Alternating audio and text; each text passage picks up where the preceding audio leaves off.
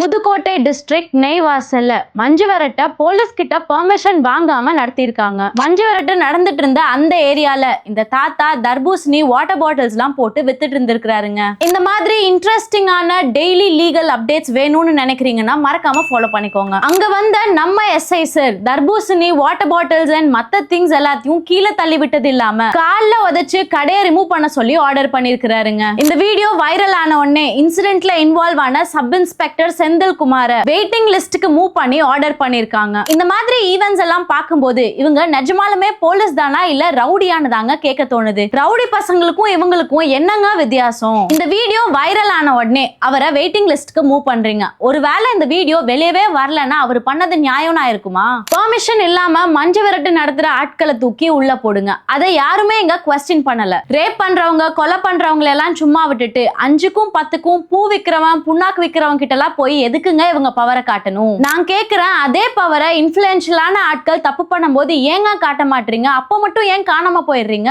அவரு பெர்மிஷனே இல்லாம அந்த இடத்துல கடைய போட்டிருந்தா கூட அது ஒன்னும் பெரிய தப்பு இல்லையே. நீங்க சொல்லி இருந்தாலே அவர் தூக்கிட்டு போயிட போறாரு. அண்ட் அந்த எஸ்ஐயோட போஸ்டுக்கும் எந்த பிரச்சனையும் இல்லாம சாலரிக்கும் எந்த பிரச்சனையும் இல்லாம அழகா கண் தொடைப்புக்காக மட்டும் வெயிட்டிங் லிஸ்ட்ல மாத்திருக்கீங்க. கொஞ்ச நாளைக்கு அப்புறம் எதுவுமே நடக்காத மாதிரி அவரை தூக்கி போஸ்டிங்ல போட்டுட்டு நீங்க போயிட்டே இருப்பீங்க. நல்லா இருக்குங்க உங்க நியாயம். போலீஸ்காரங்க எல்லாம் லா அண்ட் ஆர்டரை இம்போஸ் பண்றதுக்காக தான் இருக்காங்க. நான் இல்லைன்னே சொல்லல. ஆனா அந்த மாதிரியான லா அண்ட் ஆர்டர் அவங்களுக்கும் தாங்க அப்ளிகபிளா இருக்கும். என்னமோ சட்டமே அவங்க கையில தான் இருக்கிற மாதிரியும் யாரும் அவங்கள கேள்வி கேட்க மாட்டாங்கங்கிற தைரியத்திலயும் இந்த மாதிரி எல்லாம் பண்ணிக்கிட்டு இருக்காங்க. என்ன கேட்டீங்கன்னா இந்த மாதிரி பெரிய பெரிய பொசிஷன்ல இருக்கிற ஆட்கள் தப்பு பண்ணாங்கன்னா அவங்களுக்கு கொடுக்குற பனிஷ்மெண்ட் ரொம்ப சிவியரா இருக்கணுங்க. அப்பதான் அவங்கள பார்த்து யாரும் இன்ஸ்பயரும் ஆக மாட்டாங்க. இந்த மாதிரி தப்ப அவங்க மறுபடியும் பண்ணாமையும் இருப்பாங்க. போலீஸ் டிபார்ட்மெண்ட்ல இந்த மாதிரி மக்கள் கிட்ட அராஜகம் பண்ற சில பேர்னாலதான் மக்களுக்கு மொத்த போலீஸ் டிபார்ட்மெண்ட் மேலயும் ஒரு தப்பான ஒப்பீனியன் இருக்குங்க.